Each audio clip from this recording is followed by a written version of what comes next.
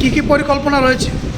দেখুন, পরিকল্পনা তো অনেক রয়েছে, কিন্তু সবচেয়ে প্রথম যে আমাদের রাজ্যে বেকারত্ব নিয়ে যে বিশাল কালো ব্যবসা শুরু করেছে এই অরাজকতার সরকার, তা নিয়ে সবচেয়ে প্রথম লড়াই শুরু করব।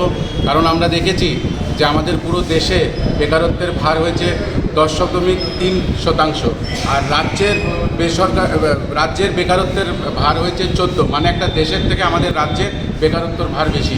আমরা দেখেছি যে 18-তে আমরা মোদী সরকারকে এই যুবকরাই ভোট দিয়ে জিতিয়ে এনেছিল এবং বলেছিল, তারা আমাদেরকে বলেছিল যে তারা প্রত্যেক বছর 50,000 বেশি চাকরি দেবে, কিন্তু 50,000 দূর, তারা শেষ 2 বছরে 2,000-এর বেশি চাকরি দিতে পারেনি।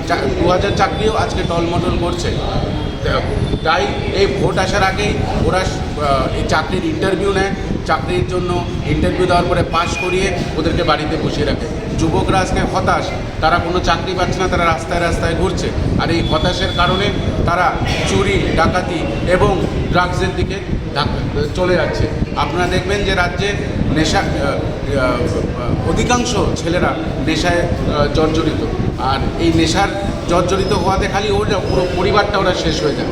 কিন্তু আমরা দেখেছি যে বিজেপির মন্ত্রীদের এই নিয়ে কোনো চিন্তা ভাবনা নেই। তারা এই নেশা ব্যবসাটাকে একটা গাছের মতন পরিণত করেছে। মাঝে মধ্যে আপনারা দেখবেন যে গাছকে যেরকম আমরা পাতা কেটে দিয়ে, ডাল কেটে দিয়ে মানুষকে বলি যে না পরিষ্কার হয়ে গেছে বাগান, কিন্তু শিকড়টা রেখে দেয়, সেই শিকড় থেকে আবার গজায়। তারা এই শিকড়টাকে কখনোই এই মাটি থেকে উঠিয়ে ফেলার চেষ্টা করছে না, কারণ এই শিকড়ের ভেতরে রাজ্য সরকারের অনেক মন্ত্রী এবং অনেক নেতারা যুক্ত আছে। তাই আমি এখান থেকে আজকে আহ্বান রাখবো যে যুবকদেরকে নেশার থেকে বের করার জন্য, ওদের বেকারত্ব দূর করার জন্য কংগ্রেস আগেও লড়েছে এবং এখনও